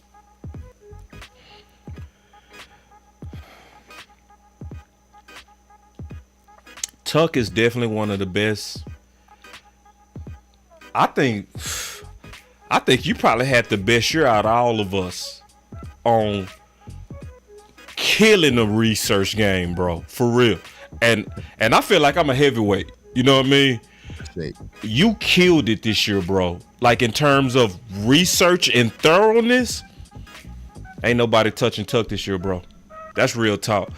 Like, Tuck, I don't know if you got angry or something, said you wanted to get up to 10,000 subs, but you hit a zone, bro, that I greatly appreciate. Appreciate it, man. Because I see the hate that he's starting to get too. And I feel like some people threatened by you, bro. Oh, yeah. Just keeping it real. It's some people threatened at your success, the way you moving, but they can't touch you. They can't. Somebody finally took a shot at me today. Finally. Mm-hmm. I was like, finally. But I had something for him. I had mercy on him, didn't I, Tuck? Bro, the crazy part, the person who took a shot at me was a person who I reached out to a few years ago to do an intro for my YouTube channel and got no response. Yeah. But now, and this is why I said in my video, y'all, it's a testament to the work that I know my brother Boss put in and so many others. Like, when I said that Hunter Luepke was going to make the roster, book it wasn't because I just said, let me just say something on Twitter and just hope it hits. No, what did I do? I showed y'all the video of Brian Schottenheimer when he was at Seattle saying, traditionally, he loves having a fullback. He might keep 2 or 3 on the roster. I even went back to when he was at Georgia. So I did extensive research and said, okay, they have a plan for Hunter Luepke. That gave me the confidence to go out and say it, right? The same thing with Marquise Bell. The same thing with Jalen Tolbert. The same thing with TJ Bass, right? A lot of people are like, you know what I'm saying? So it's just like the work that we do pays off. And now we're in a groove. So I want y'all to know, whether you view me on Boss or whoever's channel, right? Whenever we say something, just trust that we've done the research. I can say that about Boss. I can say that about Boss. I know if Boss is speaking strongly about something, he's done the research to back it up. So that forces me to go, okay, let me see what he's actually talking about, because he's seeing something. Yeah. And it's the same with me as well. I'm never just going to just wake up. I'll put LOL or a smiley face when I'm just BSing y'all. But for the most part, like I'm locked in on this. And when I say Trey Lance has what it takes to play at the NFL level, because a Saturday night, as soon as the announcement happened, I dropped my quick video. I went in the lab. It's like almost 3 a.m. watching film, went back to college, watching every throw, really analyzing to see what the hell we got. And that's where I'm standing on my opinion. So when you're confident and you do the work, you don't have to back down your opinion, because I trust myself. So and you gonna be right, they gonna be wrong. My boy Common Sense say, can y'all touch on the other side of this, as if we are wrong on this outlook? Not that we are, but just what could it be? So let me take a stab at that, Tuck. Okay. It could be Jerry just publicity, right? And a lot of it kind of sounds like that's in the mix. I don't know, bro. That don't make sense either. I'm just trying, bro. The only thing that it looked like they trying to drum up some false leverage. I can't give you nothing, because, like, for instance, he obviously told 2 stories. Right. So how can I spin that into something good? He said we not looking to play him. Then he say we are looking to play him. So then the next question is, what are you up to? Because you just lied. Right. So I can't make nothing positive out of that. The only thing I can say is you up to something. I don't know what it is exactly, but something ain't right. The only thing I can think, okay, we were wrong about this whole situation, where it's just like, listen, they wanted to go get this kid, they're going to develop him, and then lose him in free agency for a comp pick, or like something like or trade him, flip him, or trade him, or flip him. Right. So if you're able to spend a 4th on Trey Lance, develop him for the next 2 to 3 years, and get a 3rd or a 2nd out of him, maybe that's the investment. But that don't even. Come on, y'all. Like, and Dallas don't do that. Right? Yeah, you know what I'm saying? Like, we gonna buy players, build them up, and flip them to somebody else. Like, and without scouting them, you ain't talk to your scouts. Right. Because I want y'all to know they have 2 sets of scouts. They don't just have scouts for college. They have scouts for the pros. You didn't talk to none of them. Right. And here's the thing, because I saw someone says the scouts were high on Lance coming out. Guess who they were higher on than Trey Lance in that draft? Zach Wilson. You didn't at least pick up the phone and call New York and say, could you get Zach? Like, you didn't even try that. And Zach Wilson's played in more NFL games with, like, so there was something where it's like, you know what? It's something. It's something. It's just something. That's just where we at. Right. That's why it's the perfect thumbnail. Something. But we got them Scrooges in there because it got the smell of Scrooge. It got the, we don't know. Only thing I can tell you is it's some smoke, and if it's smoke, it's probably yoga fire, yoga flame. Where there's smoke, probably some fire, bro. Something just ain't right. I got some new super chats real quick. Tuck, you got time before we get out here? All right, we good. All right, so let me go to these new super chats, man. I see y'all loaded up. My boy Texas T said DC4L. Hold on real quick. Appreciate it. And then Q Dog said, he said, me and Coach Marv got made the practice squad OT. Alex Taylor, good. I'm happy he back. And then B Bird said, oh God, he said, I predict that if we don't go to the Super Bowl, they will hardball him during negotiation. Dak, we already read that. So I'm caught back up. Then we got us another one from some Sadiqa, a new one. She said, Boss, I put out and we're defending the final word and help to get Tuck reach 9,000. Yeah. So Tuck, how far are you from reaching 10,000, bro? Let's see where we at. Thank you, Sadiqa. My boy say Jerry is Scrooge. We we're 125 away, man. We're 125. Boy, come on, bro. Y'all help, bro. It's enough people on here to help to get that today. 125 CFO Sports, man. We at 125. Like I said, if we get there by Thursday, like I said, clock's ticking. 2 people gonna go to the Cowboys game versus the New York Giants with me. So, yeah, or not Giants, Jets. Sorry, Jets, the home game. So, and then Warren Cooper said, and I agree with this. He said it's an upgrade from what we have got. If we had drafted Hendon Hooker in the 4th, it's a good move. Yeah, for football reasons, we love it. Right. It's just that when he start talking, that's when we start. Let me see what. Well, when he started talking, it started sounding like. Oh, you see this guy? See this guy? Right. Number 1 bullshit guy. He do the wee woo. Right. Mm-hmm. It's just what it is. So we go keep our eyes open, man. That's just what we do. And I really mean, if Tuck and I join forces, we would find Tupac and Elvis in 3 months. Right now. Especially with Jerry Jones talking. You know what I'm saying? Yeah. Jerry Jones, he'll tell us where the body's at, man. So yeah, man. So let's get into our final words, man. I'm gonna kick it off, bro. This is no need to panic. This is not a panic show.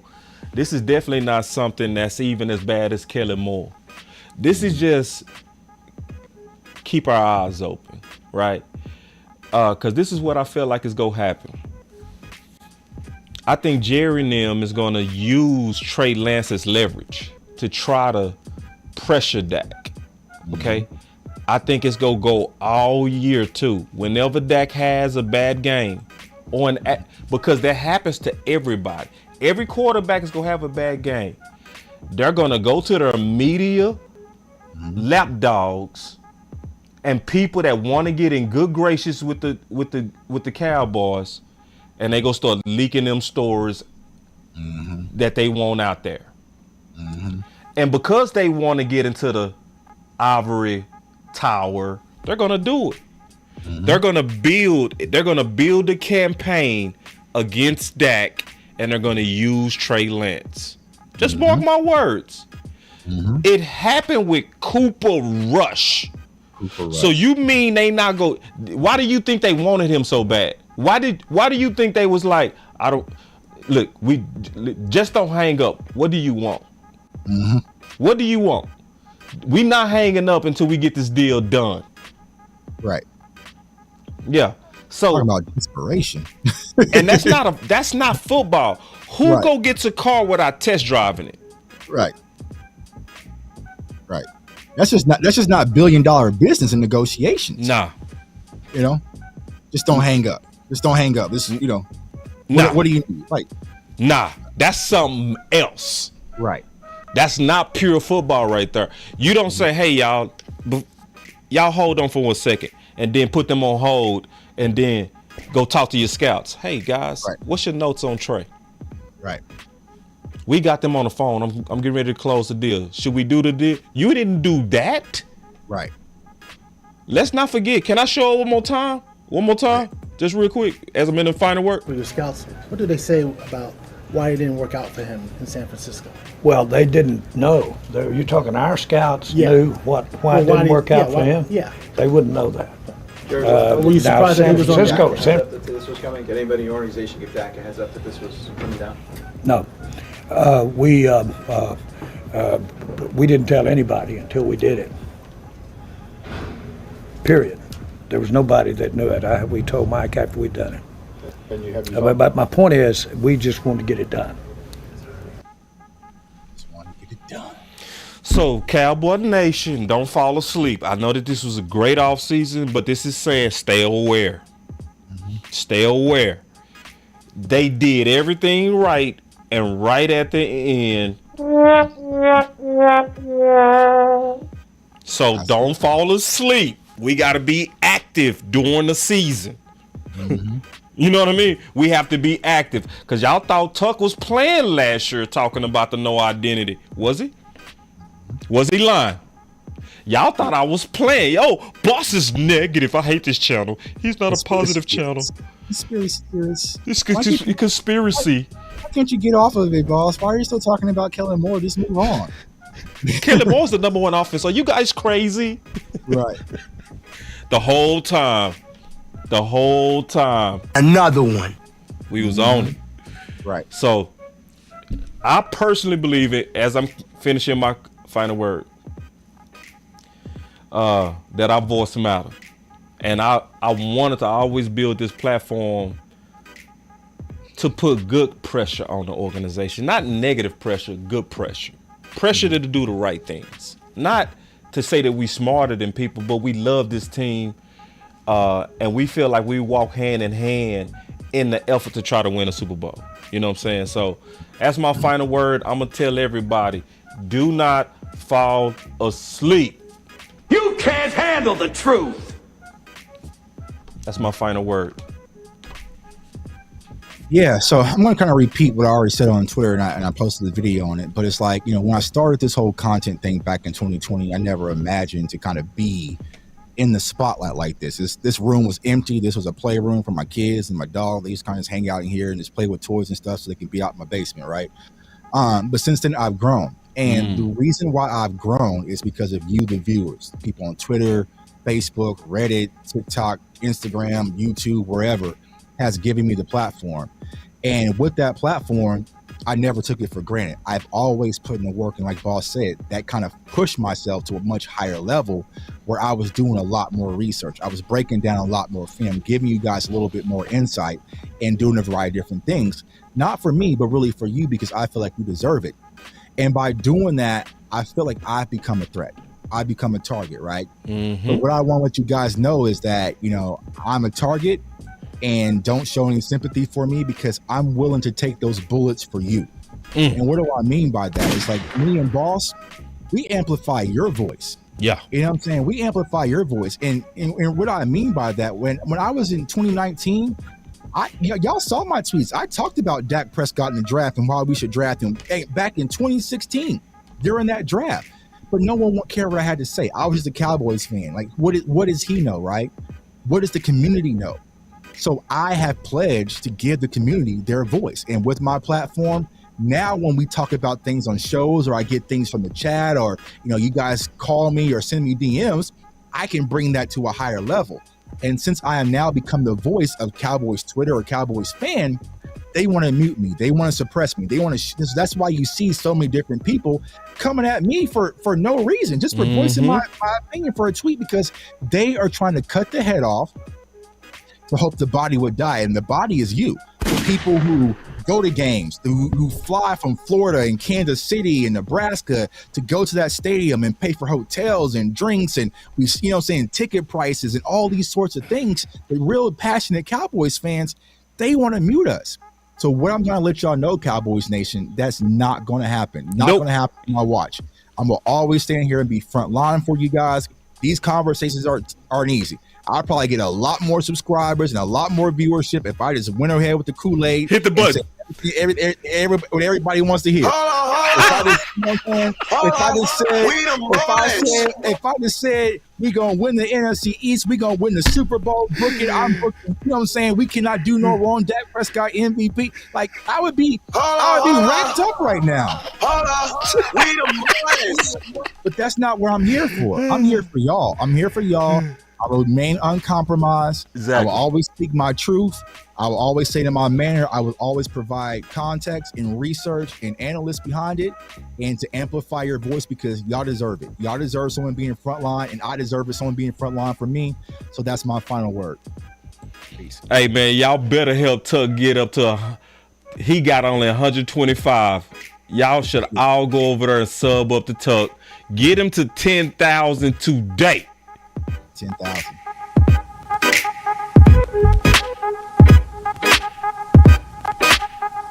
Let's go.